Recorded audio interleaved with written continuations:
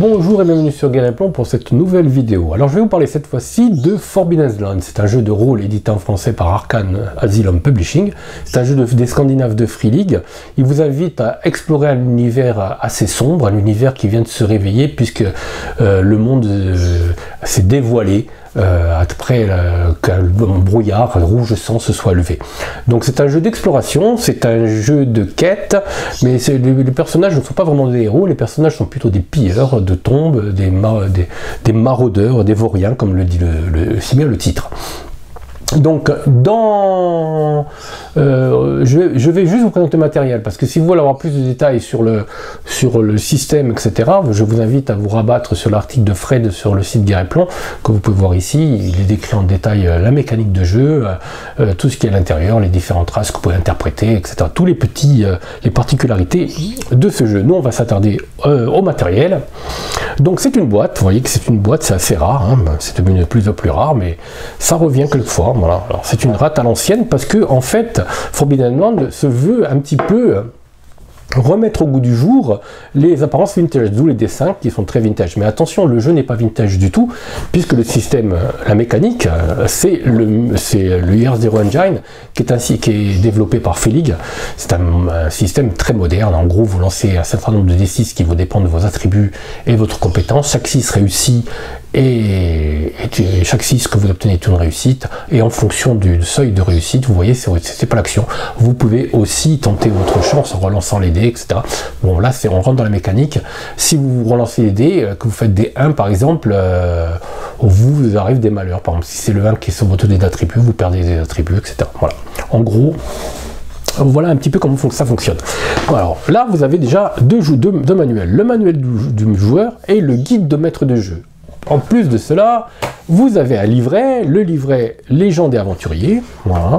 Alors, qu'est-ce que le livret Légende et Aventurier? Ça permet de générer, voilà, des personnages.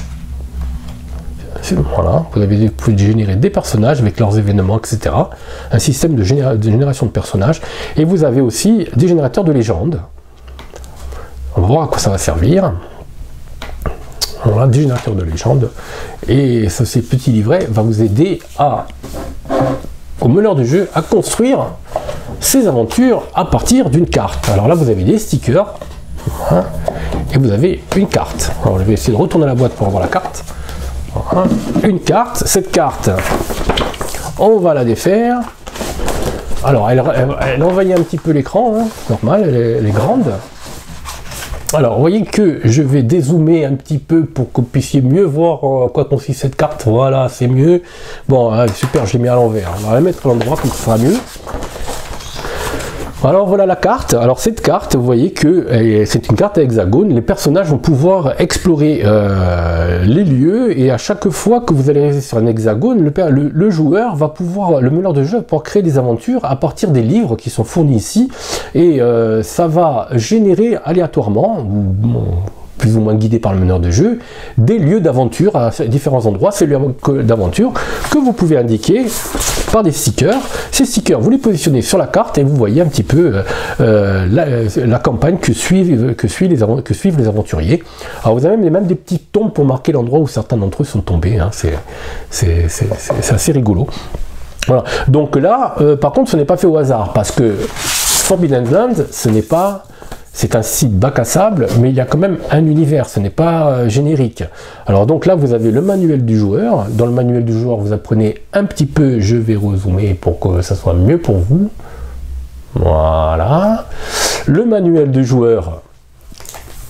Alors vous voyez les dessins, hein, c'est très vintage, hein. Le papier aussi. Le manuel du joueur va pouvoir créer votre aventurier.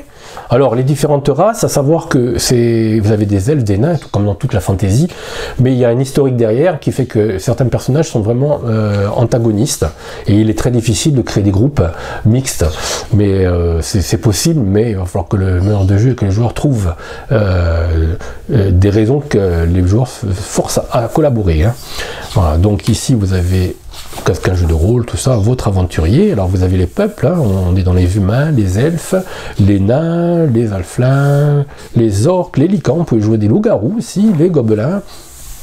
Les différentes professions, cavalier, chasseur, à chaque fois ça vous ajoute des atouts, on va voir, hein, et ça vous donne des attributs principaux, et compétences aussi. Voilà. Druide, guerrier, sorcier, ménestrel. Alors vous voyez qu'on est quand même dans la fantaisie assez classique. Hein. Bon, c'est volontaire, hein, puisque ça ressemble à de l'OSR, mais ce n'est pas de l'OSR. Les talents sont ici. Là, vous voyez que la fiche de perso aussi est assez vintage. On sera revenu un petit peu par le look aux premières éditions de Donjons & Dragons. Voilà. Développer son personnage. Là, vous avez toutes les compétences. Alors, pour la compétence, vous lancez les dés. Comme je vous ai dit, vous lancez les dés attributs plus compétences plus objet. Les talents sont ici. Alors, vous avez un grand nombre de talents. Ici, les talents en fonction du peuple, en fonction des professions. Voilà. Alors, je passe un petit peu. Hein, les actions, les zones et portes. Vous voyez, il y a de la lecture quand même. Hein. Le combat au corps à corps, les actions lentes et les actions rapides. Vous avez le système de combat qui est décrypté, qui est assez simple. Hein. Il est vraiment très simple. Le Ezra-Jan, c'est vraiment un système simple hein, qui encourage la narration. Voilà, vous avez tous les types d'armes sont là. Évidemment, au fur et à mesure que les attributs d'une arme tombent à zéro, l'arme se casse. Alors, pousser sa chance, c'est mettre le paquet. Si vous avez à pouvoir mettre le paquet, c'est pousser sa chance. Alors, magie, il y a de la magie aussi, évidemment, qui fonctionne exactement de la même manière. Magie très traditionnelle aussi, très branchée Donjons & Dragons quand même. Hein. Clairvoyance, champ de pierre. Au niveau du look, c'est vraiment chouette, quoi. C'est un très bel objet. Voilà, donc on va passer un petit peu vite. Hein. Le but n'est pas de vous décrire en terrain, mais de vous donner un petit aperçu du matériel. La forteresse, oui, ça c'est bien. Alors, les personnages, au fur et à mesure, vont pouvoir, comme dans certains jeux vidéo MMORPG, construire leur forteresse. Donc ils vont se construire une base. Le voyage c'est très important dans le jeu, hein. Donc ils vont beaucoup se déplacer et ils vont être amenés à se construire des refuges. Et ce refuge petit à petit va devenir une forteresse qu'ils vont pouvoir développer, qu'ils vont pouvoir faire de plus en plus grosse, l'agencer, etc. Ça c'est vachement bien, avec une bergerie, une bibliothèque, des carrières. C'est un des gros éléments du jeu, c'est aussi que en dehors de vos aventures, les personnages vont pouvoir se créer une vie en dehors de l'aventure. Hein. Évidemment, votre forteresse peut être prise d'assaut. Voilà. Les équipements disponibles. Alors là, vous avez une longue liste d'équipements. Voilà. Voilà, avec le prix, etc. On va passer assez vite à ça. Voilà. On repart sur la carte des contrées interdites. Voilà. Dans le guide du meneur de jeu, on s'attaque à l'historique. Alors là, vraiment, vous avez l'historique du Corvan, voilà, le maître de jeu, les rôles du maître de jeu, voilà, préparation d'une session. Là, vous avez les événements de la forteresse. L'histoire, là vous avez une longue histoire sur l'histoire de... Alors peut-être qu'un jour je vous ferai un petit exposé. Voilà. C'est très détaillé, c'est bien fait, le fluff est vraiment intéressant, moi il me branche bien. Il n'est pas hyper original, mais il a l'avantage d'être très précis. Là vous avez les différentes divinités, les différents peuples, avec vous en apprenez un peu plus sur les peuples. La répartition des peuples sur la carte. Les différentes sectes. Ah, vous voyez, apprenez un peu de tout. Les ogres. On peut jouer un ogre. Hein. Les licans, les sauriens, les géniards, halflins, gobelins, un bestiaire. Oh, le chevalier de la mort, les démons. Là, on tape dans le haut, hein, quand même. Hein. Pas dans le petit. Hein. Alors, c'est de la dark fantasy quand même. Hein. L'univers, c'est dévoilé aux personnages qui vont pouvoir explorer. Ça fait des siècles qu'on ne pouvait plus sortir des villages, etc. Donc il y a des tas de choses à explorer, mais le monde est resté quand même très sombre. Donc au meneur de jeu d'imprégner lui-même son atmosphère, il peut faire une atmosphère un peu plus ou moins sombre, mais on n'est pas dans l'epic fantasy ou l'heroic fantasy des plus clinquantes. Hein. Il n'y a qu'à voir les créatures, minotaures, ours gris. Alors vous avez un gros bestiaire. Alors c'est vraiment, vous avez tout. Hein. Il y La boîte se suffit à elle-même, vous n'avez pas vraiment besoin d'investir dans autre chose, d'autant plus que pour l'instant il n'y a rien d'autre. Oui, il y a la campagne, une campagne, c'est vrai.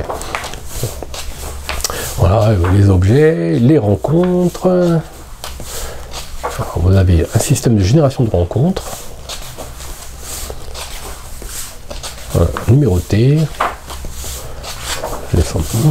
Alors là, il y a beaucoup de lectures. Les sites d'aventure, et voilà, ça c'est le gros morceau du jeu.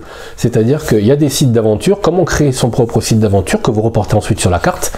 Et là, vous avez un système de génération de sites d'aventure à travers des tables aléatoires qui est vraiment bien foutu. Alors évidemment, vous pouvez créer votre propre site d'aventure, hein, mais là, c'est vraiment bien fait. Et vous allez voir qu'on va avancer. Vous avez, on peut créer plusieurs sites d'aventure sont fournis, comme ici, les fossés. Voilà, vous avez la carte, etc. Ça donne de grosses idées de comment ça marche. Voilà.